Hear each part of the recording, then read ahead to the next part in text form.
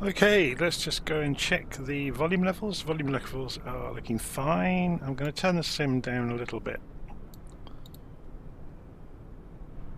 And let's go and zoom into the air. So we've got the A340 parked here in Lufthansa colours at JFK. So we're going to zoom into the air to begin with.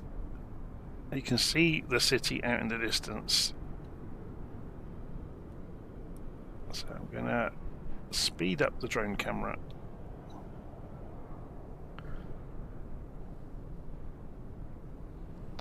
Because today we are not just looking at the A340, we are also looking at John F. Kennedy Airport from Inibuilds, which, as you can see, is absolutely enormous. So it's going to take us quite some time to have a look around it, but that was intentional. So I've already seen it a little bit myself. You can see we're still travelling away from the airport at quite some speed, and there's still just more and more airports. So it's absolutely huge. It's one of the biggest airports I've seen, and absolutely one of the most thorough modelling jobs I've seen as well. So before we go down to the terminals, let's work our way around the airport, having a look at some of the bits they've modelled. So to be honest, they've modelled nearly everything. So I don't know JFK that well. So a lot of this is new to me. So you'll excuse me if I name buildings incorrectly, or if I look a little bit lost at times, or if we end up backtracking around the airfield to go look at things. So you can see there's a fire test stand here. If we go and fly across the airfield perimeter here, you're going to see stuttering along the way. This is by far the biggest, most detailed airport I've ever seen. So I'm going to make no apologies for that. Not everything seems to be animated, but the bits and pieces that are here do look great.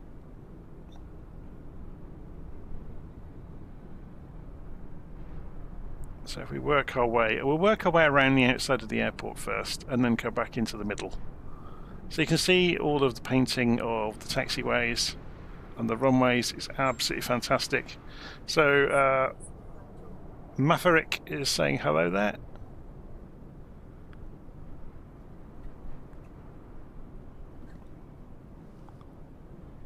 And you can see what we're going to be seeing in a minute as we make our way around the airport. The terminals are something else. They really are.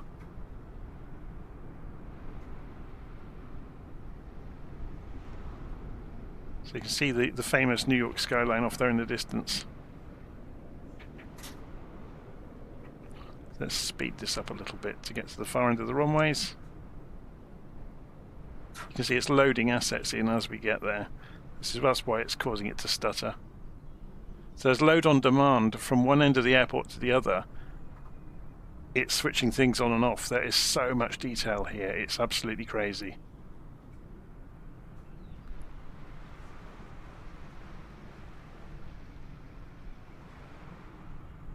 There's working monorails with sequence trains.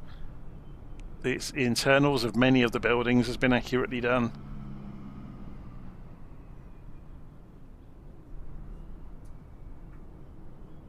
It's just the scale of the entire complex is just on another level to anything I've ever seen before. So you've got an American Airlines building here. Or hangar, I should say.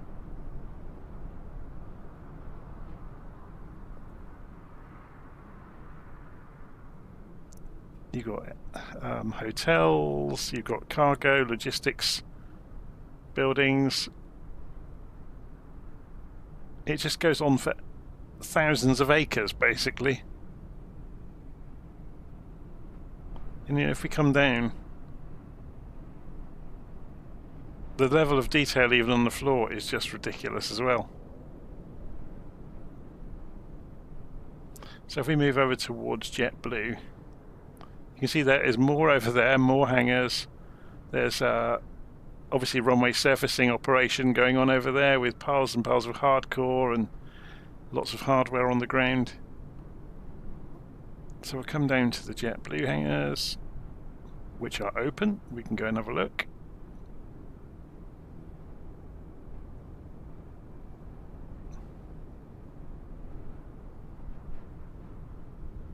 You can see even on the ground the 3D structures have been modelled for the underpasses and done really nicely. So let's move in towards the terminals and have a look round.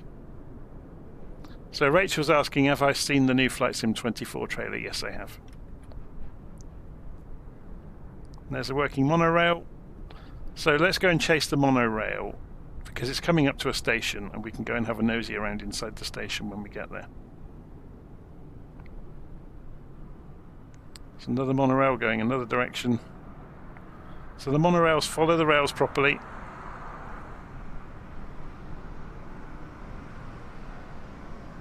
I'm going to slow the drone camera down.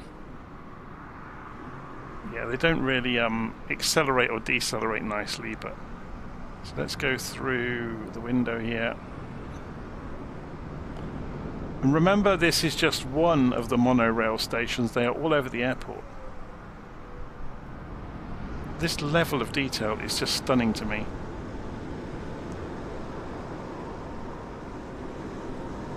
And yes, we can go down here. And it's modelled down here as well. So we're going to come back up.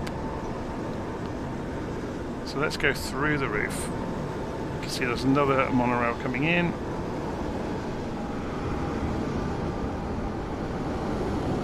As you can hear, they have sounds as well. So the car parks as well, all the levels are in the car parks. It's just absolutely insane. Okay, let's go closer over to the terminals.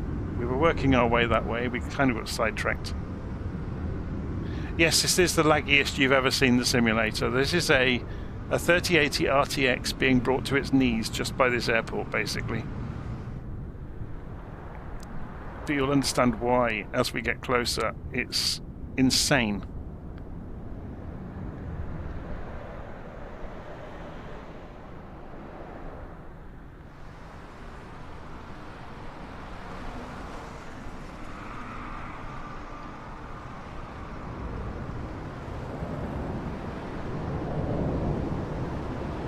Just the sheer number of structures. I mean, look, there's another monorail terminal over there. Another massive multi-storey car park.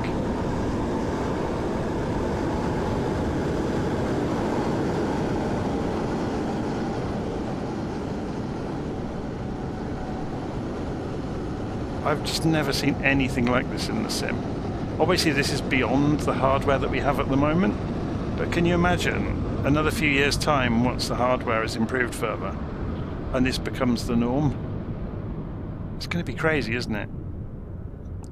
So we're going to work our way towards the TWA terminal. So actually, let's go through here first. Just because I think this is quite fun to see this level of detail. So we'll come down in through the roof and start flying through the buildings on our way towards the TWA terminal.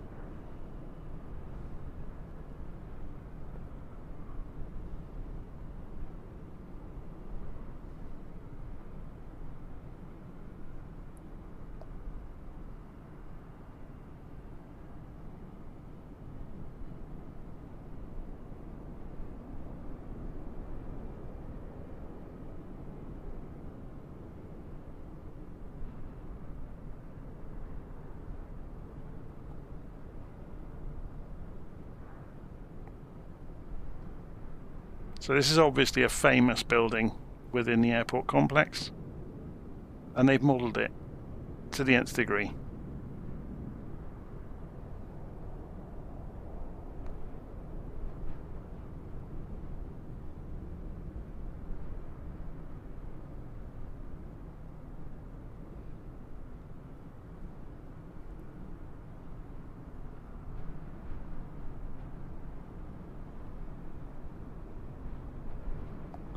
So you can follow all of these pathways around. It's been modelled from every angle.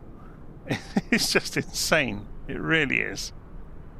Obviously there's a clothes shop there in reality.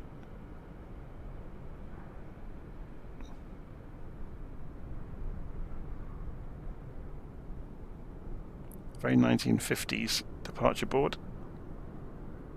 So if we come back out of here, now somewhere nearby, there's our aeroplane over there. Somewhere nearby to the TWA terminal, there's a Constellation parked up. Here it is. It's just the other side of where we were. So it's obviously a static display for people to go around and look at.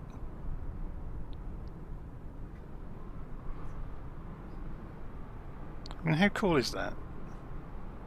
That's just part of the scenery. Okay.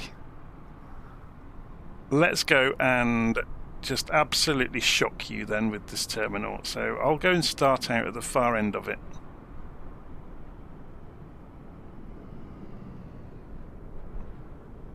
And we'll work our way all the way along the terminal.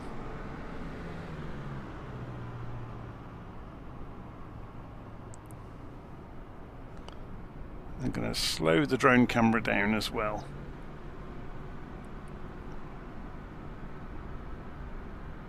Or attempt to slow the drone camera down. There we go.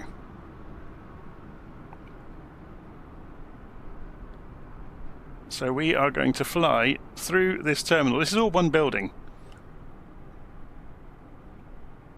This is absolutely going to shock you, I think, if you've not seen this already.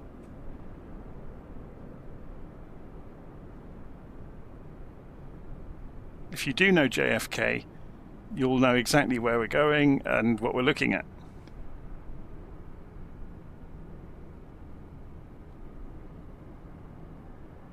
I may have to speed up a bit, otherwise just travelling along this terminal could take us 20 minutes. So I'm going to speed up a little bit.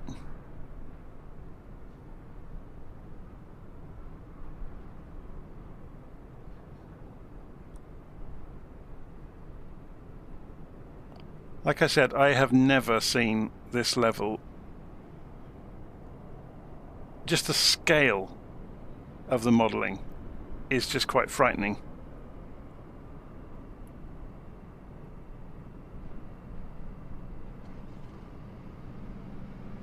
I mean, even along the way, the bars are modelled, there are people in the bars, there's multiple levels to this building as well. But we're just going to fly along to give you a flavour of it.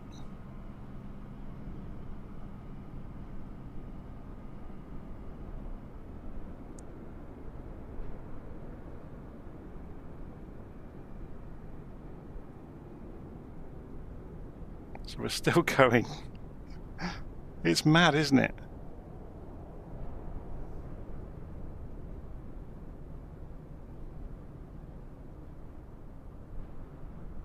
Buffalo Wild Wings, anybody?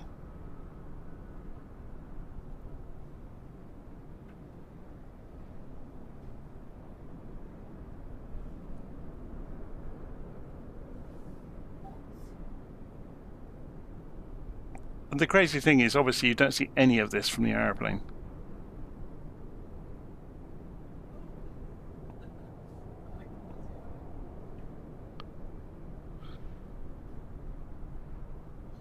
Okay, so we come through the end of the building. We'll come out through the glass here, because there's more I want to show you yet. So that's that building. If you come over to the departure hall, there's more.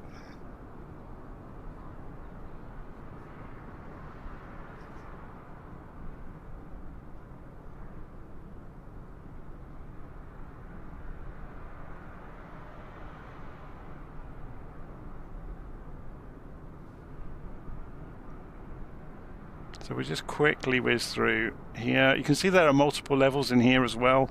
So the building we just flew through had multiple levels. This one has it as well, so obviously we can go downstairs. And you can see there's even more down here. We'll just quickly whiz through. It's just mad, isn't it? There's another level below this. Oh, actually, that doesn't go anywhere. So let's just go and whiz through the roof quickly. So the building we just saw was over here. And just to prove the point with this, we're going to fly through the wall to show you the 3D structures. So yeah, you get some idea now, look, of what's here. So as you look through,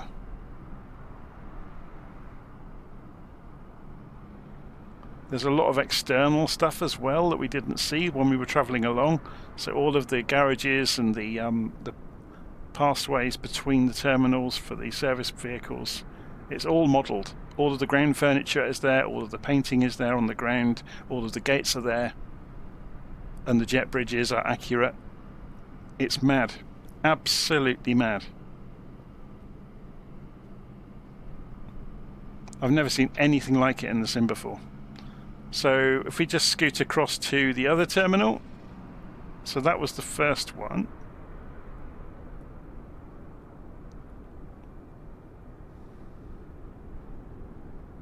So you can see this one has multiple levels as well.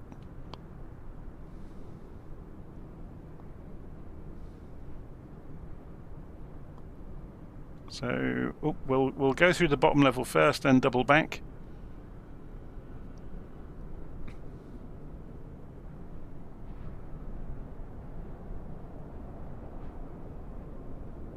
Again, you can go down here, but we're going to go up in reality. So I think that just goes.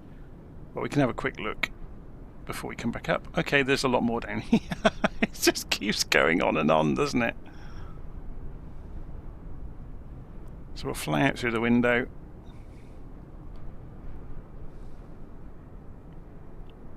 And go in along the top level.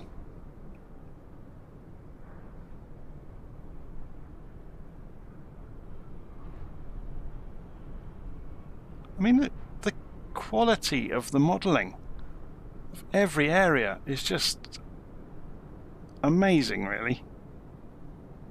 And none of this needs to be here.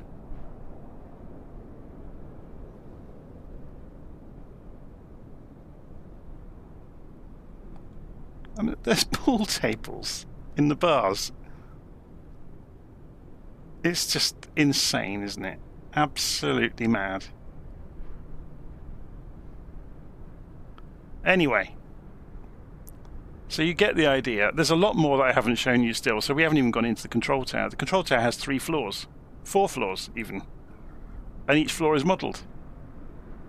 And there's people at the desks.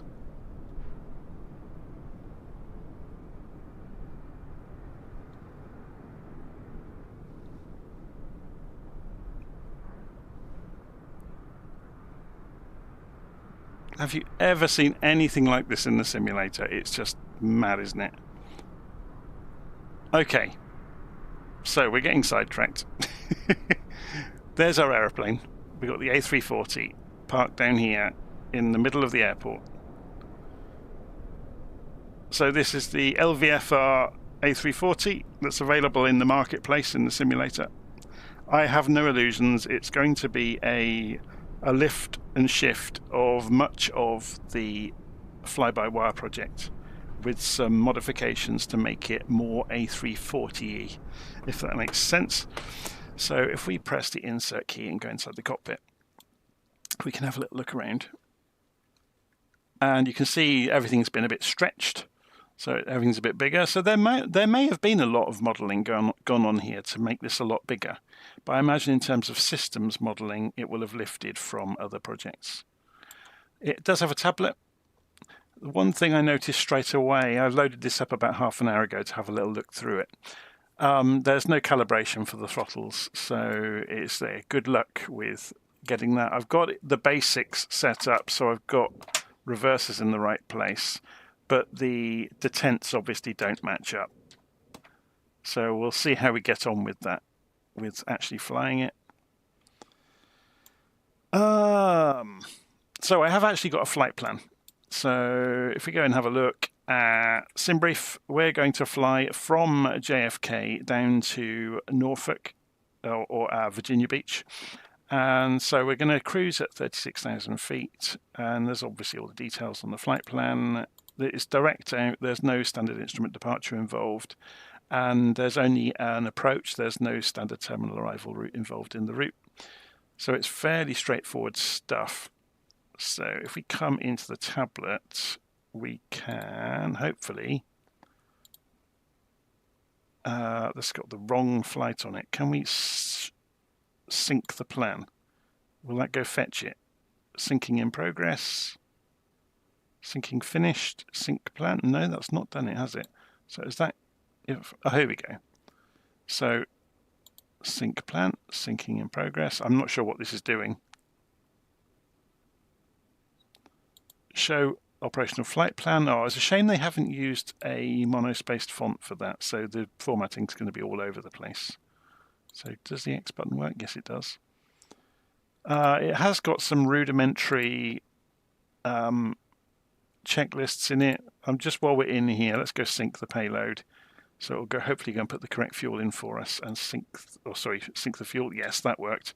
See the aeroplane drop then. It's got some performance calculations even. So that's interesting. I'm not going to go to town on filling everything in accurately. What will it want to do? So I guess if we say JFK, let's just see how this works. And runway 22 left, I think we're, whoops, 22 left, I think we're departing on. Is it going to let me choose it? Let me just check. JFK, 22 right, sorry. That all looks good. Can we calculate with that information? Yes, we can. 147 and 163. Brilliant. Okay, so let's go. Should we go and see how much of our previous Airbus knowledge counts in this version of the Airbus? So batteries go on. External power is available. So we're going to turn that on. There's 2 lots of external power. That's unusual and slightly different. We go and put the nav lights on at least to let people know we're on the ground. Put the strobes to auto. Well, we don't get a crew supply button. Interesting. We'll go and turn the INS system to nav to let it align. I don't know how long it's going to take, so lots of fuel pumps. It's interesting. So you've got APU battery as well. Interesting. So we can put the APU master switch to on, give it a few seconds, then go to APU start. We could go and put the no smoking sign on, put the seatbelt sign on. So we're not following procedures ultra correctly today. We're just going to see how the aeroplane works, to be honest. Okay, so on the init page, can we go... Okay, so the sync, I think, from the tablet has done some strange stuff in here.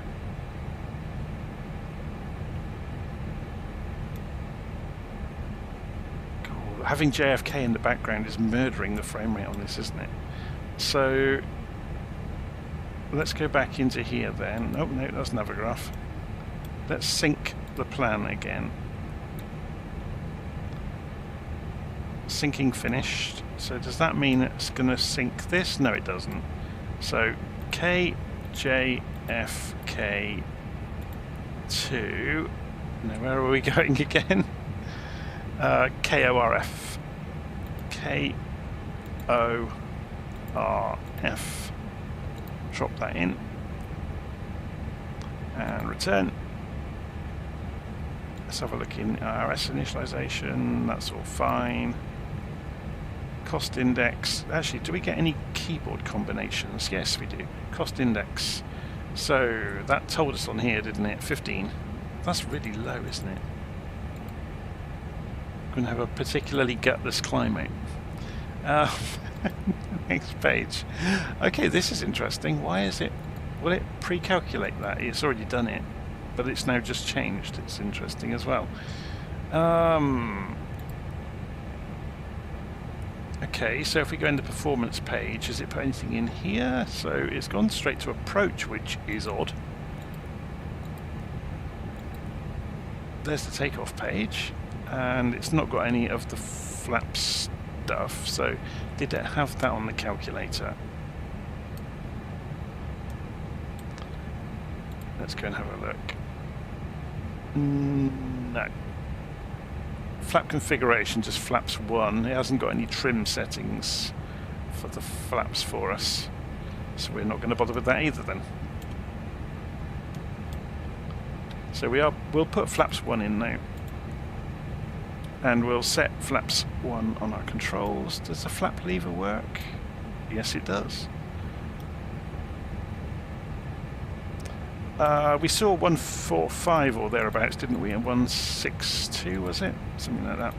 I don't think it's going to count very much in this version of the aircraft, to be honest. Next phase. That's all looking good, that's all fine. Okay, so flight plan is obviously going to be completely wrong. And flight plan's come up with nothing, which is quite worrying. Does that mean we don't get a flight plan? In it, flight plan. Can we pull this from Simbrief somehow? Is it in ATSU or something? Nope, there's no ATSU. Okay, have we broken this? That's interesting. So this screen is just broken. So if we go scroll it, no, we don't have a working flight plan screen. Okay, so today we will not be doing the full flight. We'll just be doing a takeoff by the look of it, unless we fly on heading. We could. Can we do direct twos or anything? No, we haven't got a flight plan, have we? If we can't see a flight plan, we're kind of nerfed. Maybe we haven't got any data yet from the INS system, have we? So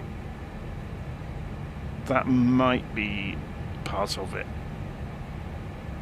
But you don't quite know what wacky programming they've got going on in here, do you? Let's have a look in the settings. Can we accelerate the INS alignment? Auto fetch of Simbrief is enabled. Auto preload is enabled. Wonder what that means.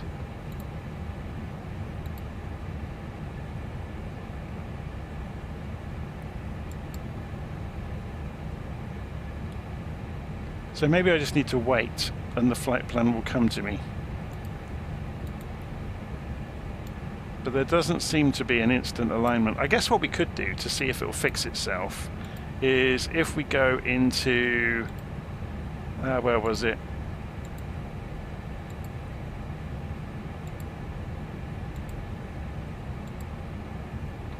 If we say ready for takeoff in here, we'll have to turn some of the flaps back off. I wonder if it will fix the MCDU. So we've got predictive wind shear as well. That's not working either. Oh, I wonder if the flight plan works on the other MCDUs. No. Oh, we're not doing well, are we? So what don't we have? We've got the external electric power is obviously still on. The APU is available. We haven't put APU bleed on yet, have we? No. So let's do that. So we can at least push back away from the terminal.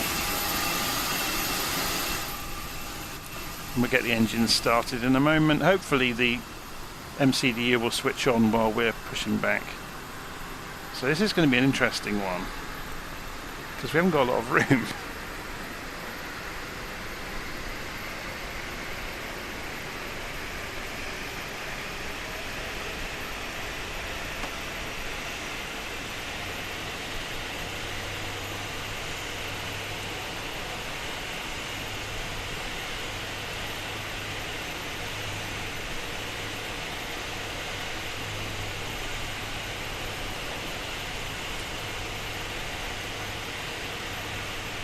I don't think we get to control the tug either.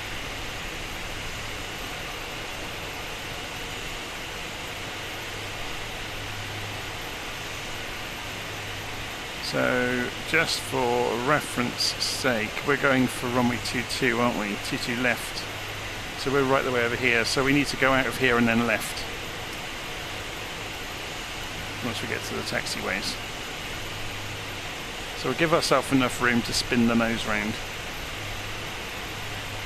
Obviously in the real world they probably back the planes out all the way on the tug. Okay, so parking brake back on. So I did a little bit of reading about this aircraft. Obviously we've gone and switched all 4 engines on now because we did the get ready for takeoff mode, and it's gone and put the speed brakes on and all sorts.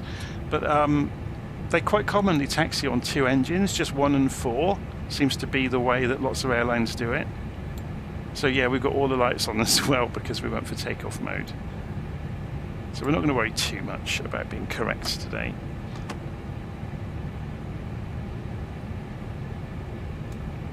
Shall we try the head tracking and see how it looks?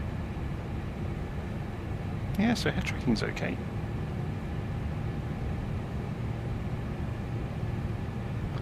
Let's go and have a look outside and see if those flaps really have travelled.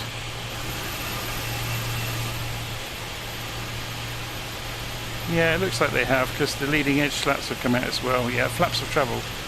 Good.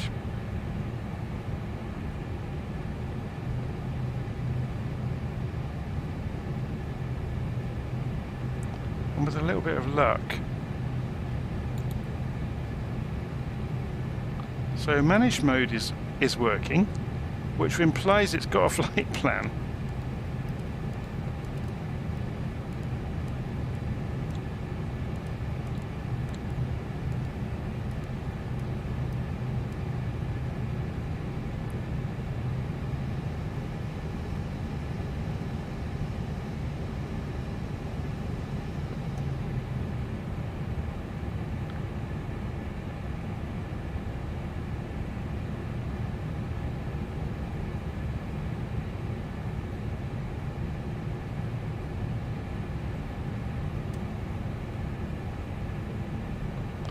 Okay, let's set the barometric pressure.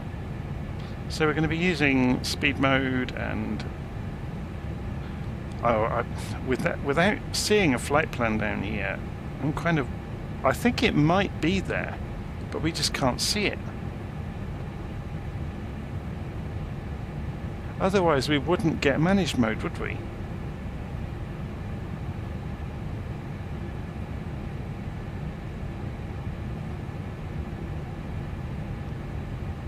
So we can go and turn the APU back off and the APU bleed.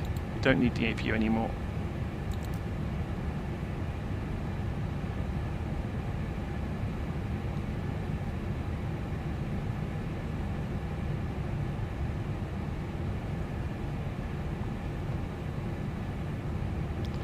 So someone's saying, silly question, is the brightness turned up? Yeah, because the other screens are working. It's just a flight plan screen that isn't. It seems to be a little bit broken. But we can always go heading mode if we have to. We'll see what happens. We'll climb out manually. The trouble is we haven't got the flight plan showing on the navigation display either. I think we might have broken it. I guess what we could do, well, actually no, normally on like a Boeing MCDU, we're going the wrong way here, aren't we? We need to do a sharp left. On the Boeing MCDU, or FMC even, you can reset by resetting the departure airport and it will just wipe the entire system. But that's if it's working properly, and this obviously hasn't got all the proper programming.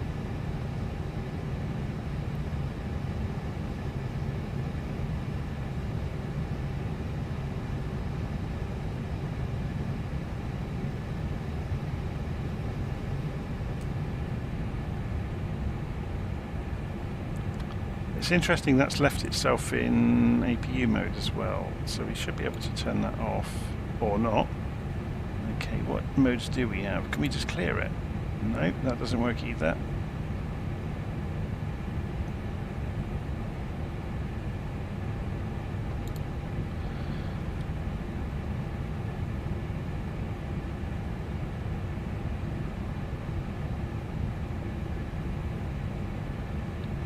So let's just have a quick look. We are making our way slowly out towards the runways.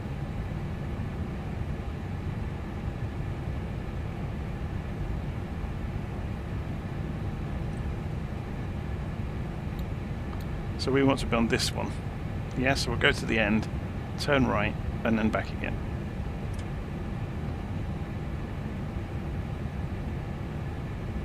Let's have a look at it from outside.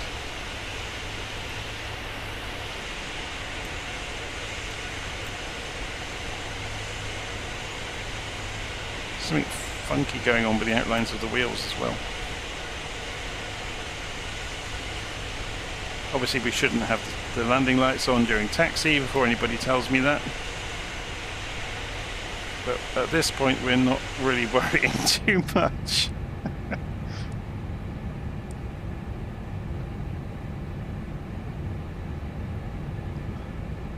So Jimmy is saying the Comanche 250 was updated on Sunday. I'll have to have a look at that then, yeah.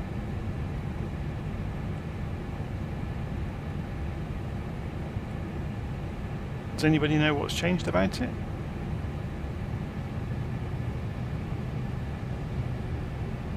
So we're going over to the far runway. This is 22 right. We want 22 left. Or I think we do. Let's just double check that before we go any further. Oh, we do want 22 right, sorry. So we are in the right place.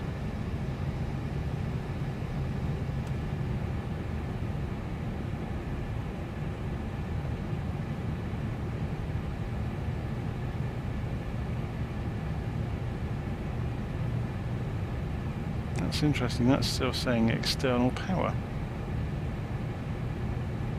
Obviously we're nowhere near the external power anymore, unless there's a switch in the tablet in a ground section or something. Okay, so we're supposed to taxi up, I imagine, to the numbers. We'll see.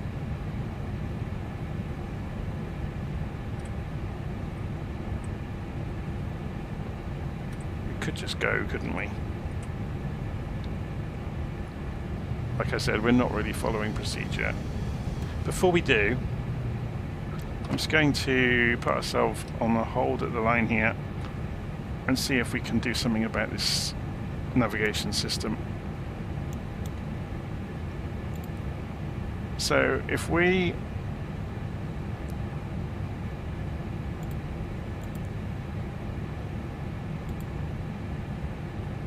that is mad. Okay, so if we go and reprogram this, so KJFK, in the normal world, this would reset it. But this isn't the normal world. This is the LVFR world. So flight plan, no, there's still nothing there. Oh, that's frustrating. The stupid thing is, it is there. So if we go and press buttons, it's doing things. See, that button should get you, if you press flight plan, if it was in there, that would get you the destination airport, and that would get you the departure airport. But it's not doing that. It's doing the arrival. So it's almost like it hasn't got KJFK, which is really interesting. Let's go one more go at this to see if we can get this to program itself. So if we go back into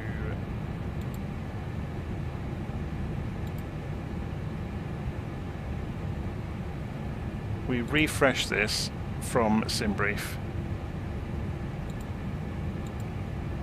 So it's already done that.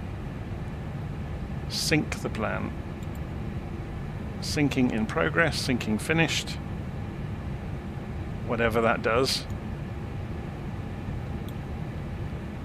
So then if we go and look in, we have flight plan. Amazing. By pure luck. Okay. So it's a direct departure, as you can see.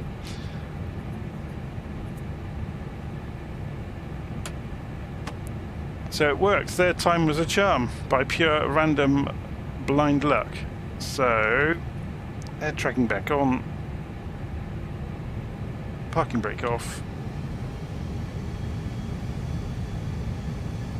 Oh, actually, but while we are rolling, before I start to really accelerate, where are the... Okay, yeah, they've already put the... They already put the TCAS on.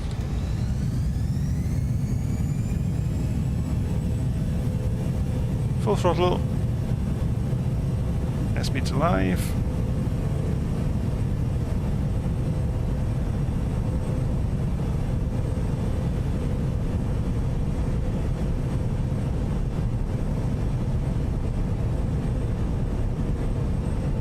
V1.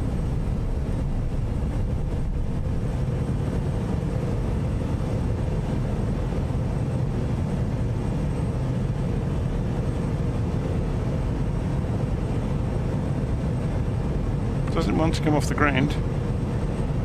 It has done now, but that was slightly scary. It's doing 200 knots, so the flight model's a bit crazy as well.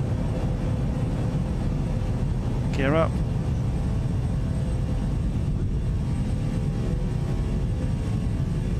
And we should be turning left already, because an immediate direct to the first waypoint.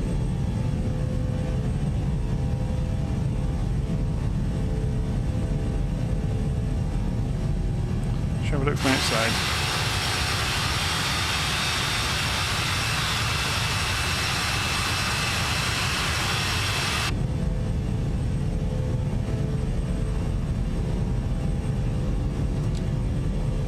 Now, can we get it to go into a climb detent on the engines?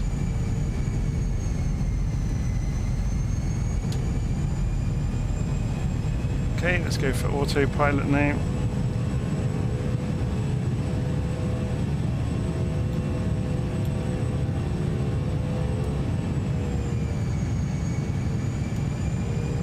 There's the climb detent. So it does snap into it. You just have to find it with the controllers.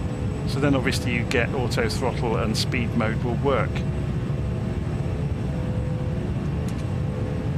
Okay, we're about to pass over a huge container ship. Doesn't seem to be doing much about climbing, does it? Now, is that because there's a restriction? Nope.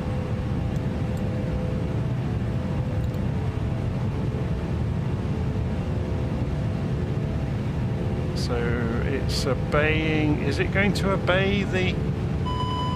No, it's just going to overspeed. So the auto throttle doesn't work either. So I'm kicking out the autopilot, giving us some pitch. So auto throttle doesn't work, and climb mode doesn't work either. So we're going to go for vertical speed mode. Oops, I'm going to have to, there we go, we're below 250 knots now. Going to have to go for vertical speed mode here, which is fine.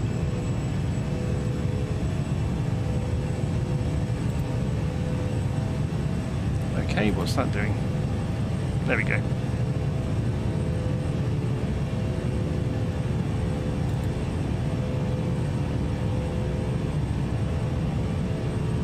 So we're going to have to fly it by hand, basically. It's doing lateral navigation, it's just not obeying anything else. Which is quite funny, really.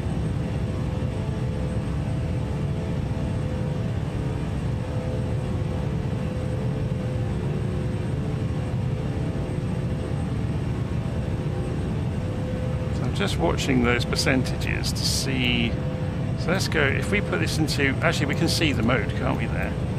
So if we pull the throttles back gently, that's gone max continuous. That should be climb. So it says climb. So watch what it does. So it's bringing them back up again. There's the target airspeed according to the plan here, although it really hasn't got any targets. It hasn't extended target speeds. It should go for 250 knots below 10,000 feet really. Should we do it manually? See if it will let us. So there's a lot that would normally be pre-programmed in it, it just doesn't have.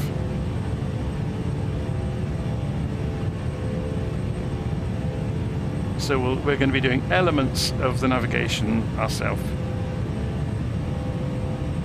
Let's bring the climb rate down, which will help us gain some airspeed.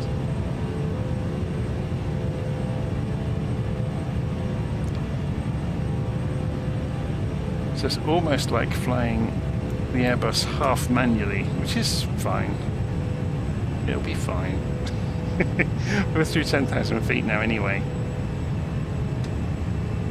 So we can increase the target airspeed up to 300 and then see how we do from then on. So it is climbing. If we reduce this to 1500 feet a minute for a little while, it will let it accelerate more rapidly.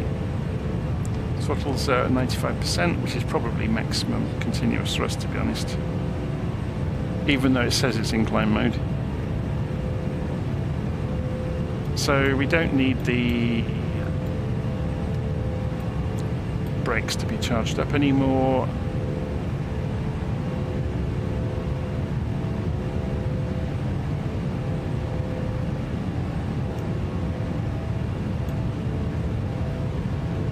So I wonder if this actually all works. Doubtful, because the predictive wind shear doesn't work.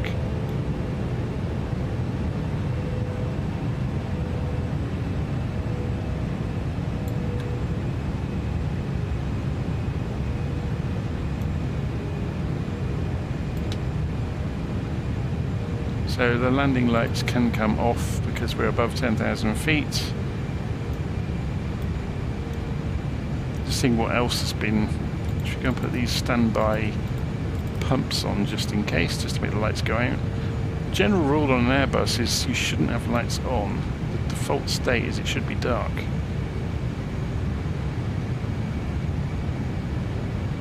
Oh, Jimmy has contributed to the channel. Thank you so much. The new Comanche changes, the avionics, autopilot and ground models, can you compare to before? I can try, but I haven't actually flown it very often, so it would be as much me discovering how it behaves as much as comparing. Okay, let's have a look at the chart. So we are flying out towards MJ, and then we fly along the coast down to Norfolk.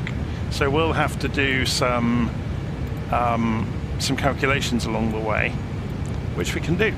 So if we go to Virginia, what we'll do is go and add a range ring to it, knowing that the aeroplane's not going to help us. We'll put in 100 miles, which gives us a point to descend at. So we've got, if we open the aircraft performance, obviously we haven't got an A340 performance file, but yeah, if you're in an A320, you'd be looking to descend from 36,000 feet from a roundabout landfall on Delaware. So we should be turning right anytime soon. Get ready. There it goes. So that's working. So we go for 320 knots.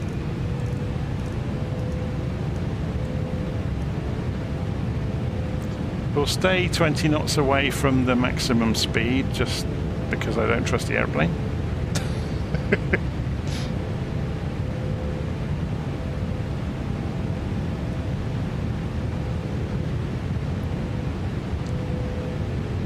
And we'll increase the climb rate.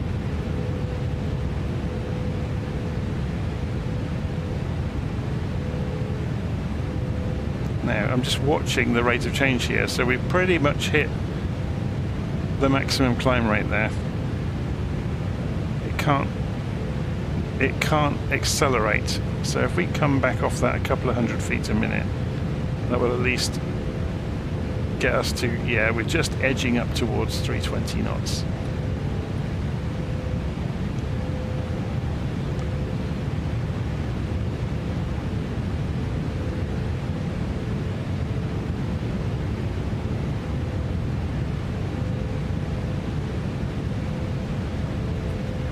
Yes, just reading the comments there, it would appear that the vertical speed mode works fine. It just means you have a little bit more work to do with managing the climb, which is fine. Just come through 18,000 feet, so we can pull standard on the... Oh, it's synchronized both sides. Has it done it? Yeah, it's gone standard for the barometric pressure.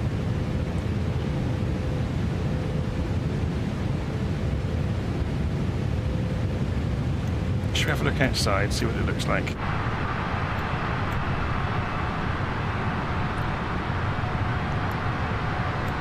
Certainly looks the part, doesn't it? It's a big old aeroplane.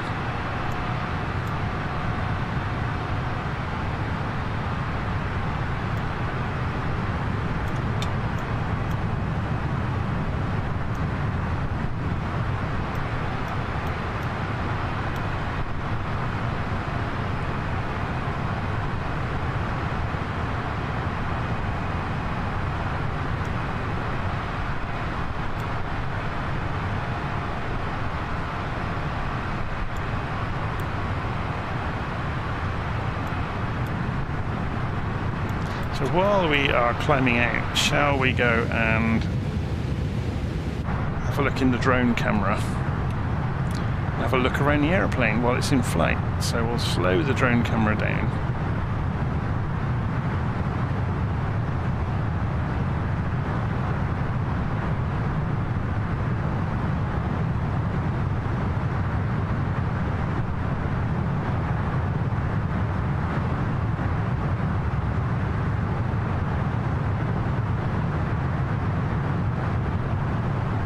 We'll have a look around inside the cabin as well.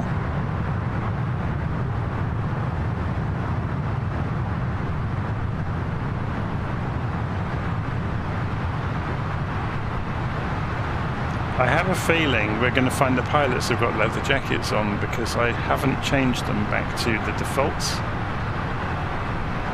Oh, we have one with a leather jacket, the other with the correct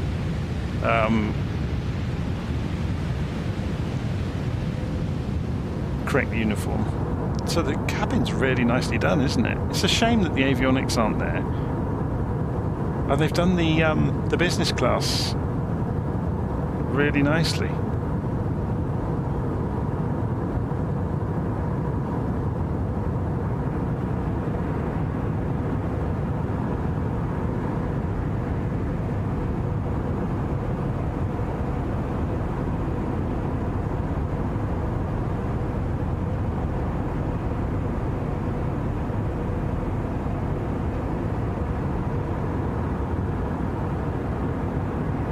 It's a huge aeroplane, isn't it? It's the galley. That's where all of your microwave meals come from.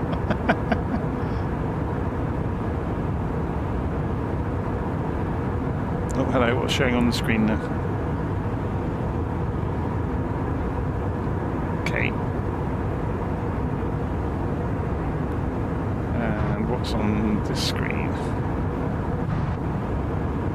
Well, we have some sort of graphical anomaly going on there. Not going to complain too much.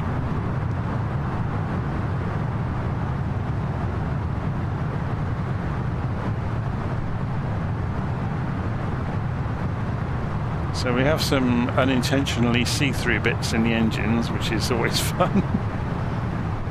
They look good from this side though.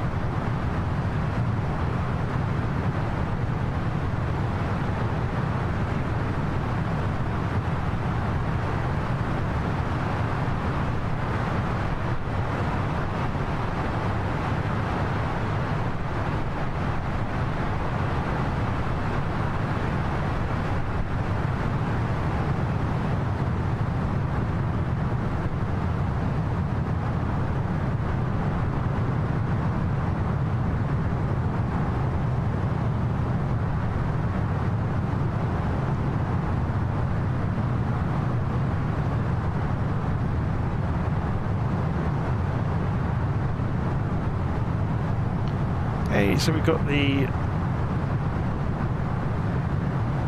coast, the eastern seaboard of the US, zooming along below us. Is that the Outer Banks? Is that what that's called? I can't remember. I did a group flight along it a little while ago, so we had a load of little Cessnas and stuff flying along it. It was great fun.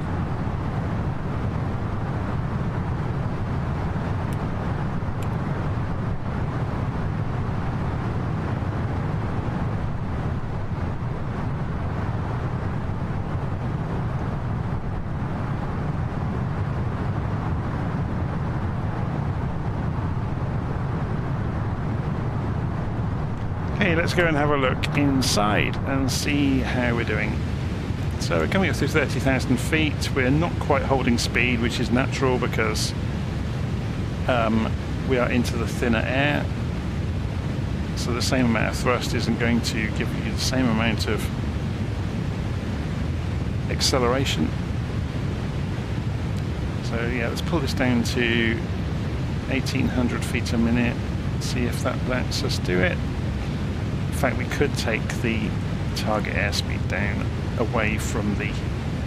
Obviously, the higher you get in the sky, the air gets thinner, and the indicated airspeed versus ground speed, the disparity becomes bigger, so you will see that red bar come down the higher you are. So we're probably doing close to 500 knots over the ground. Did we get a ground speed? Oh, here we go, 450.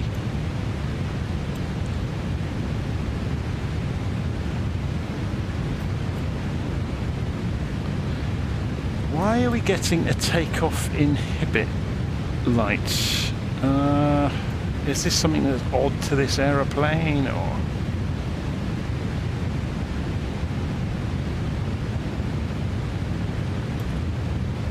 Why would it be saying that?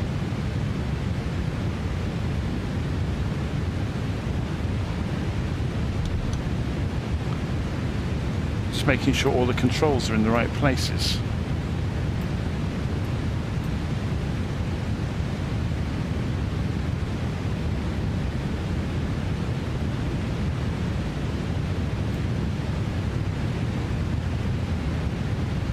Okay, that's the quiz question for the day then. Why is the takeoff inhibit light lit up?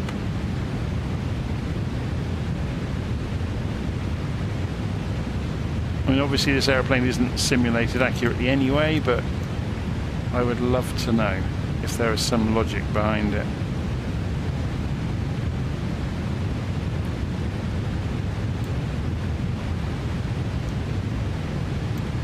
While we're here, should we have a look and see what's modelled? So, as I said, I think this lifts from other aircraft, so yeah, it's got all the same screens as the fly-by-wire.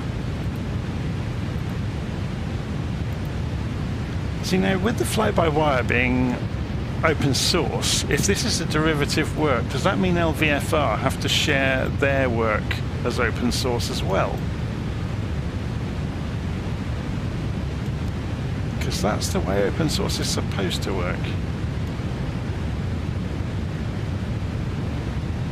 I wonder if anybody's ever called anybody out for that with Flight Simulator.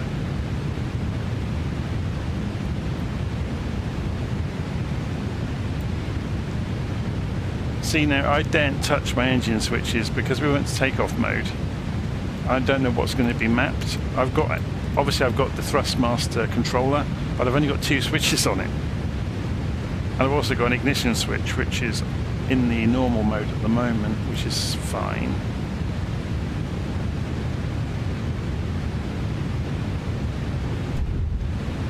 Yeah, look, just see what just happened there.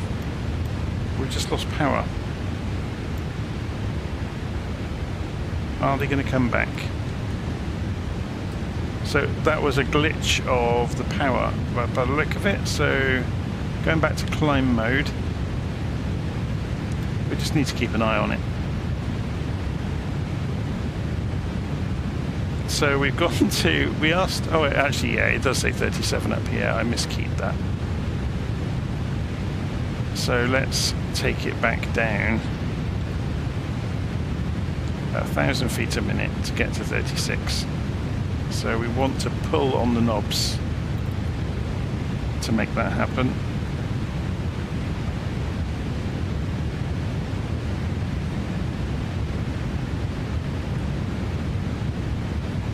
We are going a little bit too close to the target for comfort, really. Let's pull the speed back to 0.85.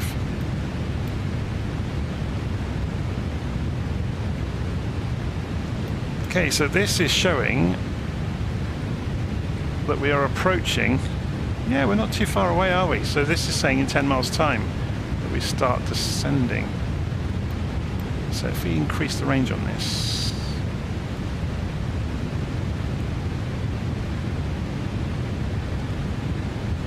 maybe we should. That seems a bit early, but I guess we're a lot heavier than an A320, aren't we? So it would be further out. That seems a bit crazy though, to have over 100 miles to descend from 36,000. Usually it's times 3, isn't it? So, well, I guess. Yeah, you're looking at 110-ish, maybe.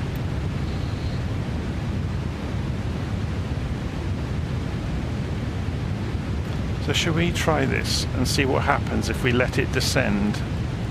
We need to get to 2,000 feet by the time we're on the ILS. There isn't a standard instrument a standard terminal arrival route involved. So let's go managed mode and see what happens. So we've still got the climb detent on the throttles. Let's see if it will manage not accelerating. So are the throttles winding back? They are. It's holding speed.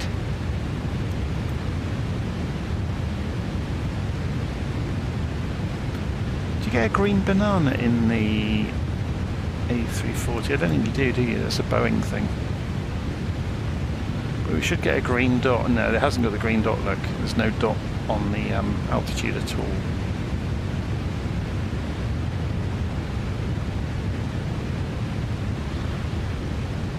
So we're about 130 miles out, 125 miles out. In case this comes down too early, what I'm going to do is take us down to 10,000 to begin with. And see how it gets on.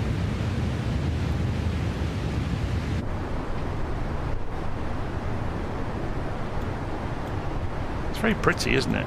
Well, if a giant aeroplane can be pretty.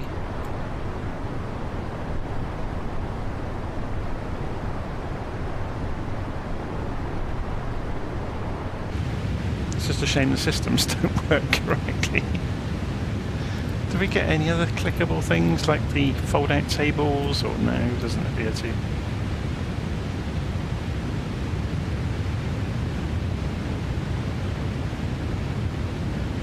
So, if we wander around with the normal view, can we open the doors? Yeah, the door does animate them. Okay. Okay, where did the door just go? Oh, there it is.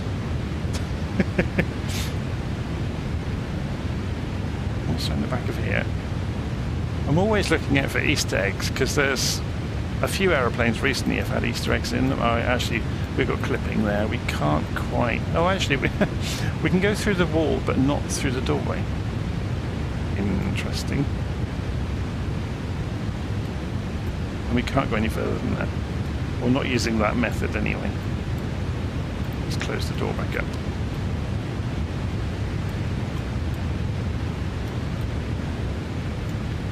So, is there any other bits and pieces they've added to this at all?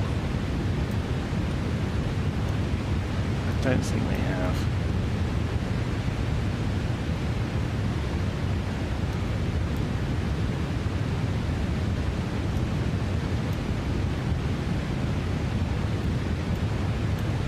It's interesting, I didn't realise the A340 has the binnacle compass on the window divider, because the A320 has it in the roof and you pull it down. It's not modelled in many of the aircraft though. So, oh, actually we can click on that and it shows a... Where did that stow itself?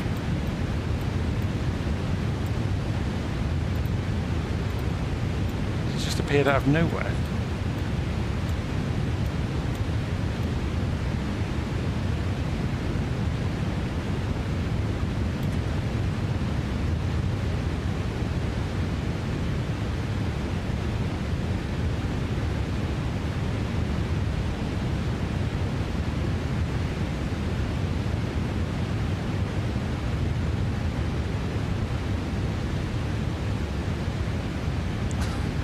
In the leading edge DC3 for X-Plane, in the rear toilet, there's a lightsaber. That's fantastic. Okay, how are we doing on this descent? We're down to 27,000 and descending. I mean, we can always go manual if it goes wrong. So we should be coming in, if we go and have a look at Navigraph and look at the approach chart. So we want 109.1, 227 degrees. We ought to go and check that then, seeing as we're not sure what we can trust anymore. ILS runway 23, there's no course marked, but it has got 109.0. That's wrong, it's 109.1.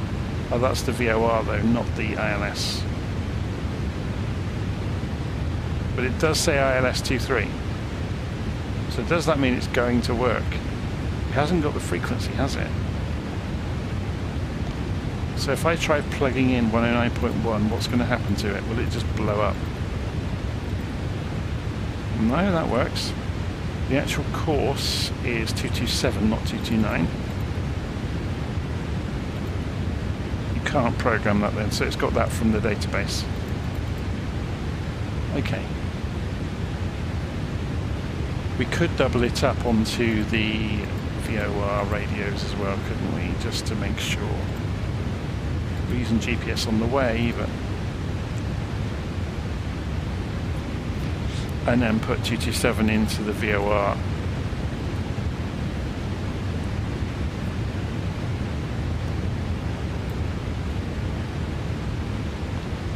So down to 24,000 feet, we're about 100 miles out. Oh, no, more than that. Yeah, sorry, about 100. So it has come down far more quickly than it said it would, which is kind of what I expected, to be honest.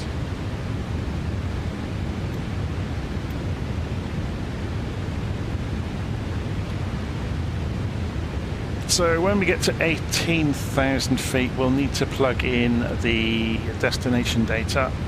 So let's go look that up. So we're going towards Corf.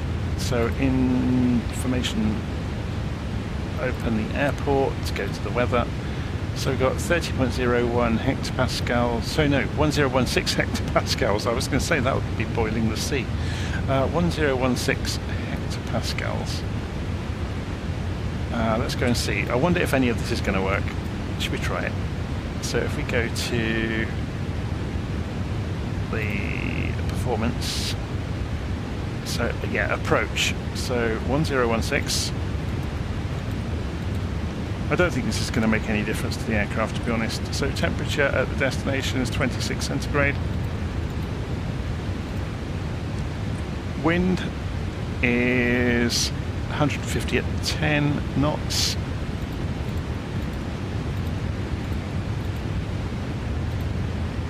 We're not going to bother with the minima, and then we'll go through and have a look. Yeah, we're not going to be able to bother with go around. We won't need to go around.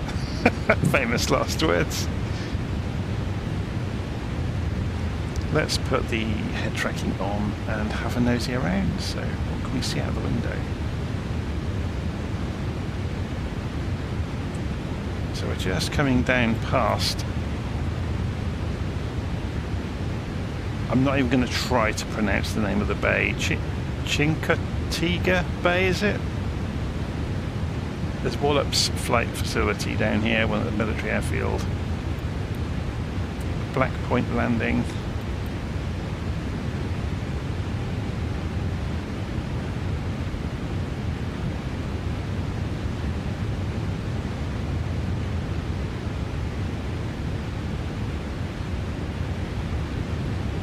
So I wonder if that problem with the Comanche, with the 530 courses, that sounds very similar to the black square problem. And there was a hack for it, which I implemented, where you had to go into Flight Sim itself, I think. I did write it up when it happened. You had to go and alter the JavaScript in the 530 files. There was one line of JavaScript and it fixed the autopilot following the course properly on the navigation radios. But all of the black square aircraft were affected by it. This is probably about 6 months ago, maybe. It was following the previous Flight Sim update.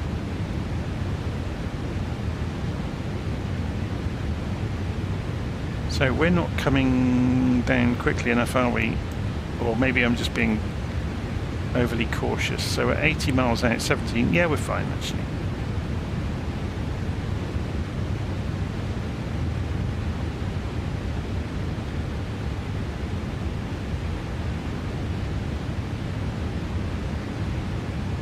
Yeah, we've got plenty of time. We do need to decelerate at some point, but then we can use the spoilers to expedite that.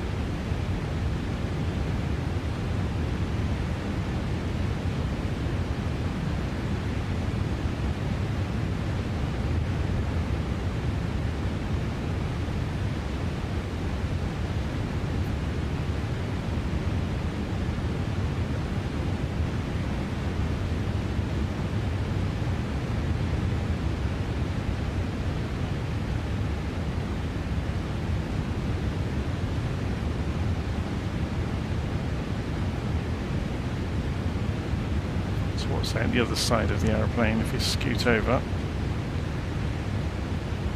It's very pretty out there, isn't it?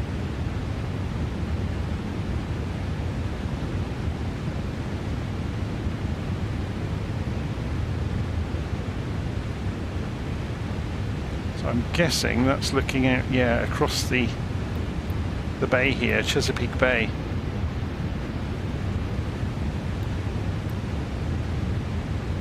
So what areas do we have the other side of the bay?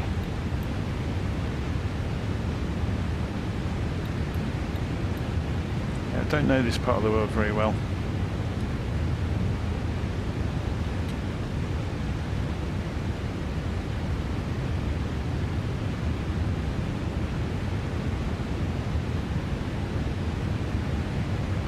Should we go and sit in the pilot seat again?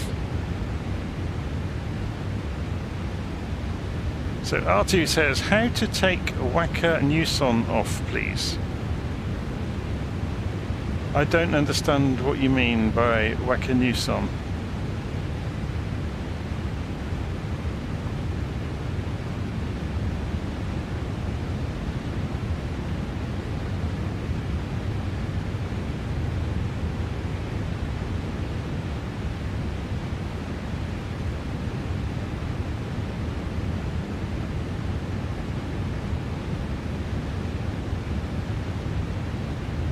About to pass over the top of another airfield down there, and there's an aeroplane down there with its lights on by the look of it. Let's have a look. Yes, Accomack.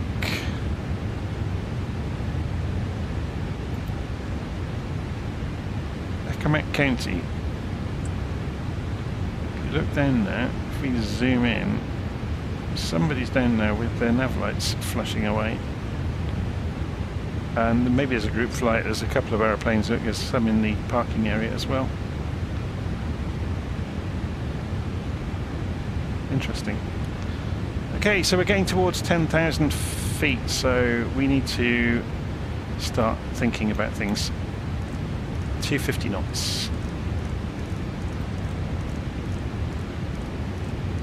So this will be interesting to see how easily we can slow this thing down, bearing in mind it's an enormously heavy lump. And yeah, it's going to take forever. So what we're going to do is throw the spoilers out. Let's have a look at them, see what they look like. So they've been drawn in. I think it's showing too much spoiler though.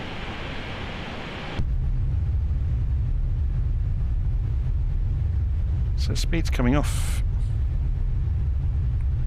40 miles to run.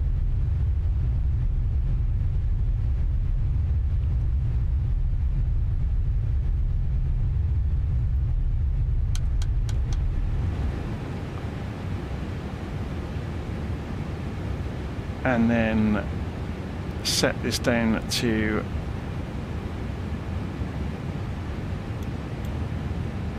we have to do a bit of maths now in our head, aren't we?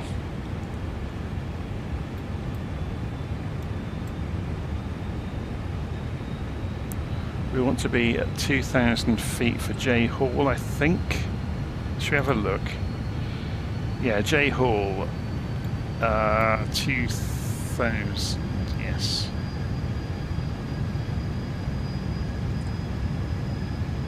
So we're just coming in. It's not far away. So let's start doing it.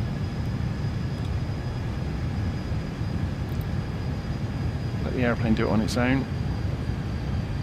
We will need to decelerate some more. So coming down below 10,000 feet, landing lights go back on. We didn't do the barometric pressure at 18, did we? Got distracted. So what was it supposed to be on 1016, was it? Yeah. So, interesting. How do we change this to be... Oh, here we go. Yeah, it's already on 1016, that's fine. Good.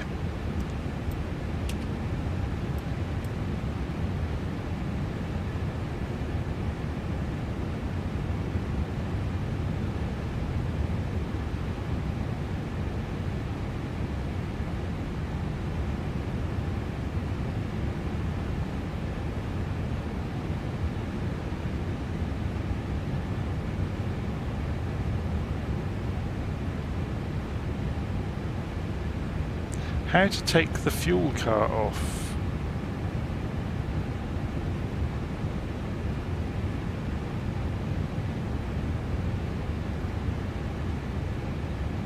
I've never heard of this Weka Newson thing.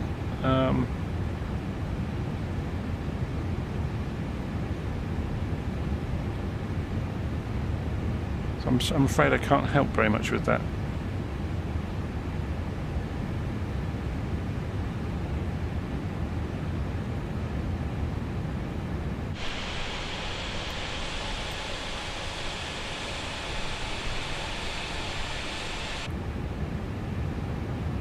So we're coming down quite quickly. I'm going to take us down to 5,000 feet initially, or 6,000, because I think we're going to get there a lot more quickly than we want to.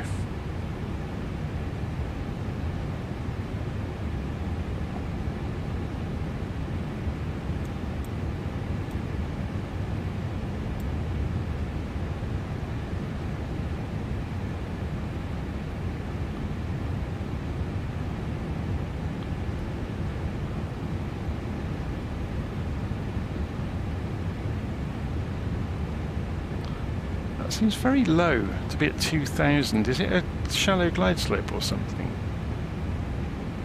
So this is oh, it's only, yeah, so it's only 10.7, but you'd expect it to be 2,800 feet. Glide slope 3 degrees. How strange. Although it's, yeah, there's a step descent though.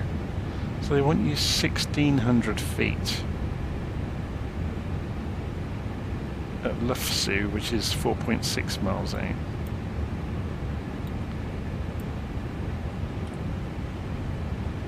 Okay, so we're just making the turn.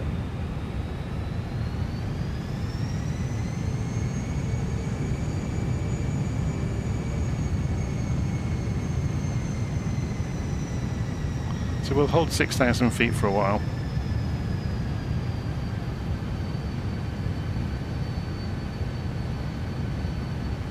It seems to be an overly shallow descent.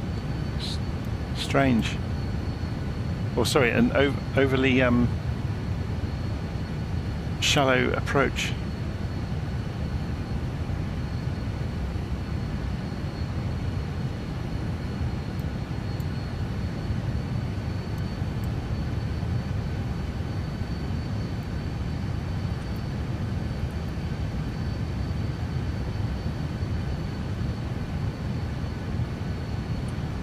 Check the sound levels. You can still hear me over the engines, can't you? Yeah.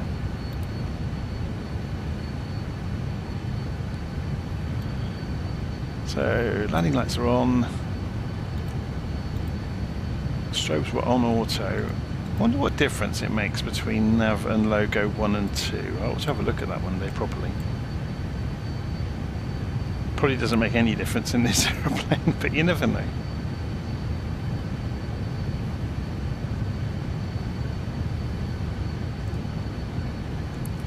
So drop the navigation display down to 20 miles, which we've already got on the co-pilot. Were they synchronized? Yeah, they are. You don't get independent displays. That's a bit of a shame. Okay, what's going on? Okay, the aeroplane's just failing to follow the track very well. If need be, we will intervene.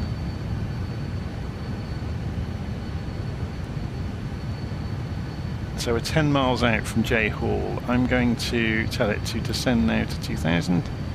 Whoa, look how steeply it's doing it. And it's accelerating. It's not very good at anticipating, is it? And we're now breaking speed limits. And it's also, okay, this is doing really poorly. I'm going to turn off the autopilot and the auto throttle.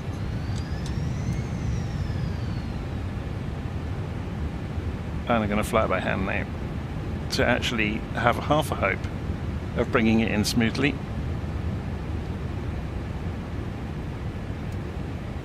Let's get this below 250 knots because we're breaking laws at the moment.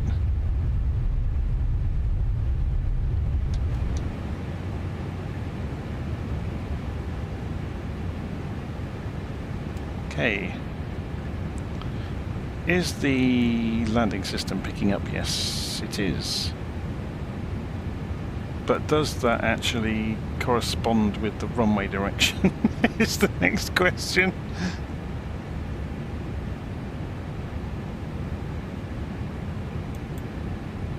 Okay, we appear to have a scenery anomaly going on here as well, which is always helpful. You can see the runway though. So should we start configuring for landing? We're bleeding speed off as we go, which is good. Get out. Give us nice amounts of drag.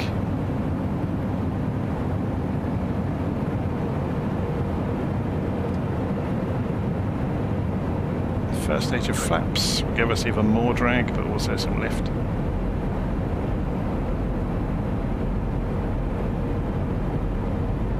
Start winding the engines back up. Let's have a look at that landing system display again. Yeah, it does look fairly accurate, so it's showing us as high, which I kind of expected. Just coming back down onto the glide slope. We're off to the right of the centre line. You can see it's coming in there though. It's very twitchy on pitch.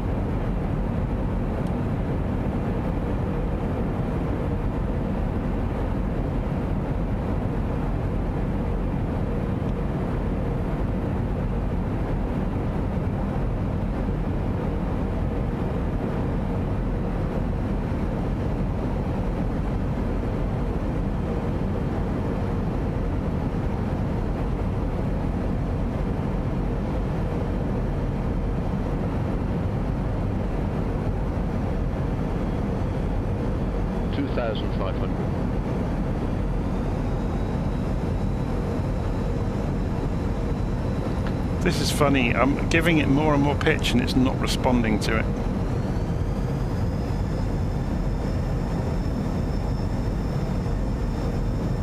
So yeah, the elevators don't appear to work very well.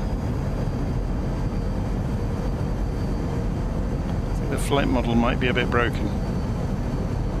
So we're coming back onto the glide slope, hopefully. You can see, look, it's like a fairground ride. Let's see this from the cockpit. Should we put the head tracking back on? Might make it a bit more fun for you at least. So obviously we're off to the left. We're pretty much on the glide slope. 2000.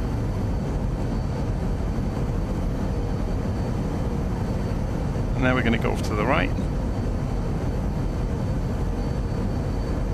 At least I'm getting a feel for it.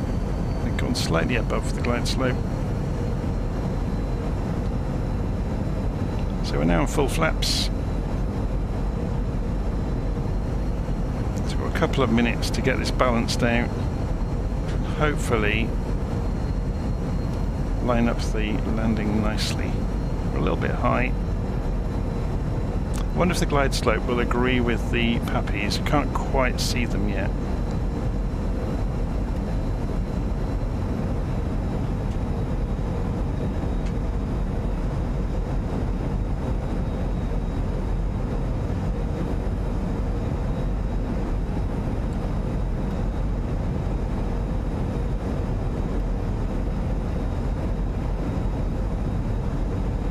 Getting there.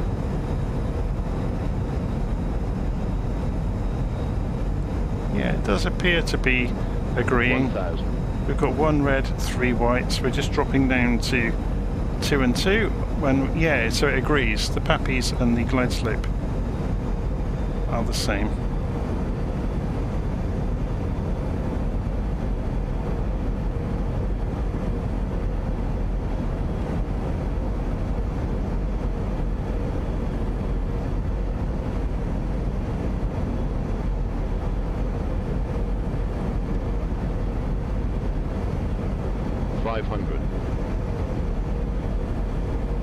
Drifting off to one side. Yeah, we've got a bit of a crosswind going on, and it's gusting now and again.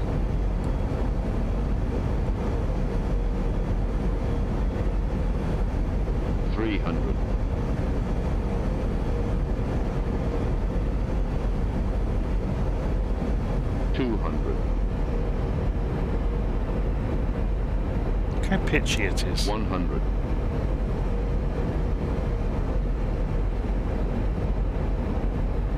50, 40, 30, 10, retard.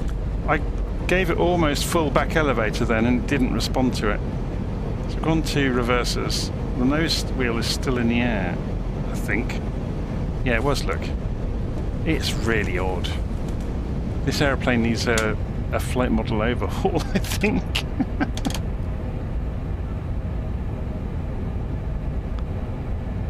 How strange.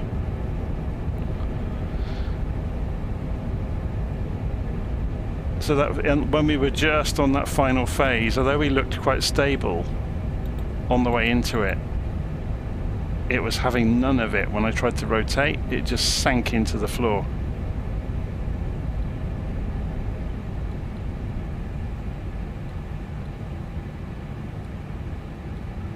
It was odd. During approach, it went between either being really, really docile or really, really pitchy, to the point I was only just touching the controller.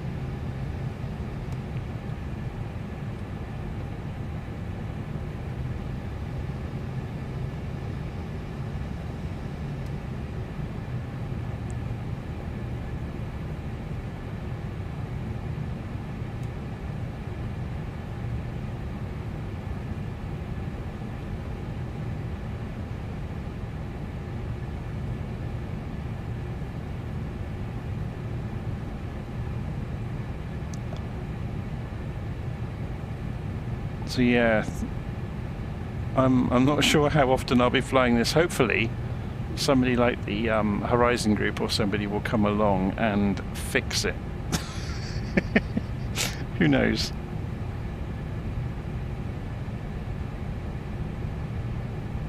It could do with a brand new flight model. Trouble is with things like the Airbus is it's not just a simple flight model, is it? It's the whole fly-by-wire system. Because ideally, when you're flying an Airbus, if it behaves correctly, you're not really flying the aeroplane, you're directing it.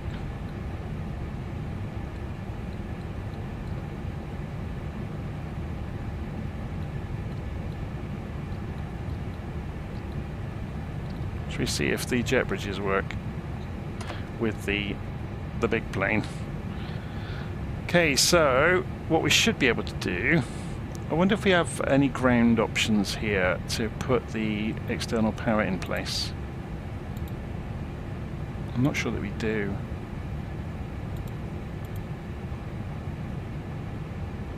Services.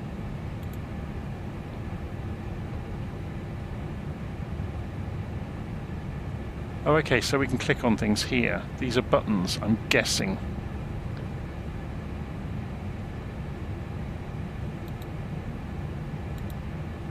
But it didn't actually light up. Okay, so have we got external power? Is there a cart? No. What if we click on this very specifically? Does it say external power available? Yes, it does. Okay, and it's saying it's on. It shouldn't have done that. But anyway, that means we can shut the engines off without using the APU. So are the engines dying? Yes, they are.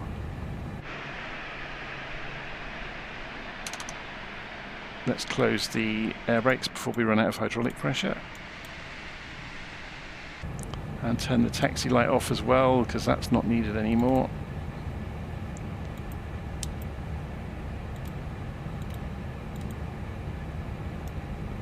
And turn the seatbelt sign off.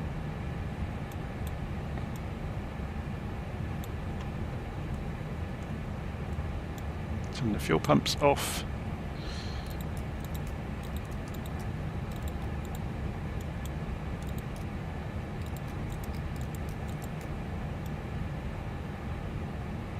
Okay. So yeah, we were going to say, wonder if the jet bridge works. So if we go and click on Jetway, yes it does. So does it even connect to the airplane in the right place though, is the next question. And does the door open? Yes it does. It's interesting, isn't it? It has failings, but they've actually done some things really nicely. So let's try some of the other bits and pieces out. So if we put the stairs at the back of the aeroplane, presumably that summons the stairs. So that will spawn in from somewhere nearby, hopefully. Oh, some cars have just spawned into the car park.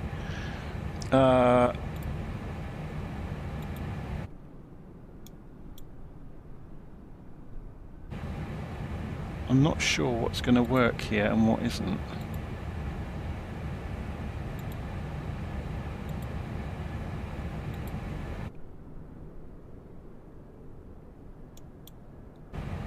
Ah, do I have to say cargo first to open the doors?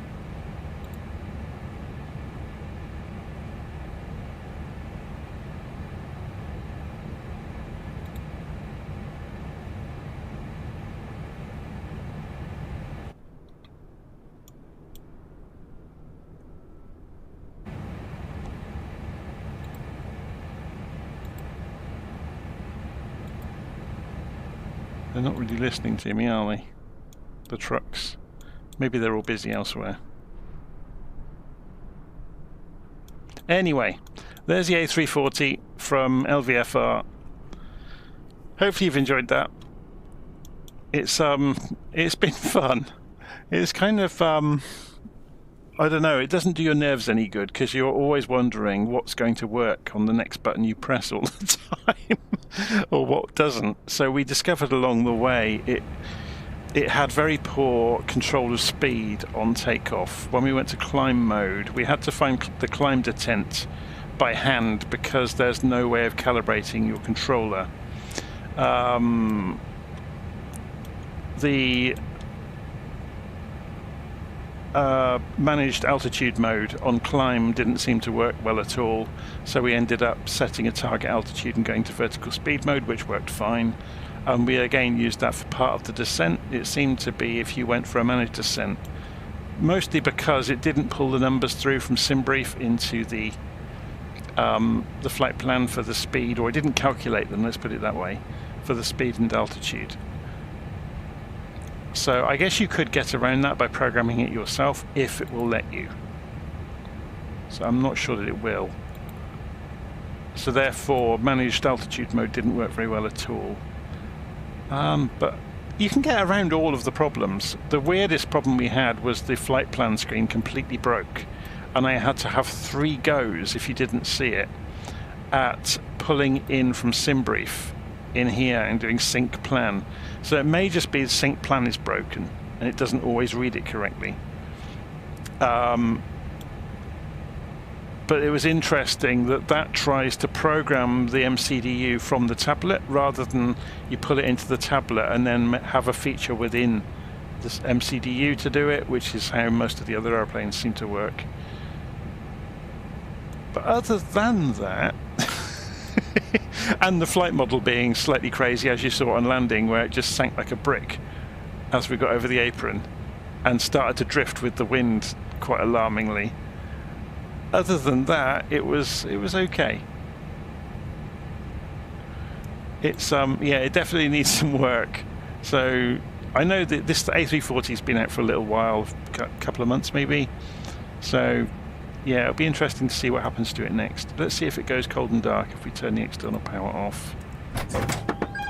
And then turn the batteries off as well.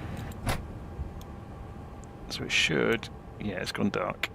And the tablets are left on. Can we turn those off independently? No. Well, I was supposed to be able to turn that tablet off, but it doesn't appear to turn it off. Okay. Anyway, hopefully you've enjoyed that. So that was the A340, and earlier in the video you got to see the biggest version of JFK you're ever likely to see in a simulator, which was quite death-defying, and it almost melted a graphics card in the process. So anyway, I'm going to leave it there. I'll see you again soon. Take care, everybody.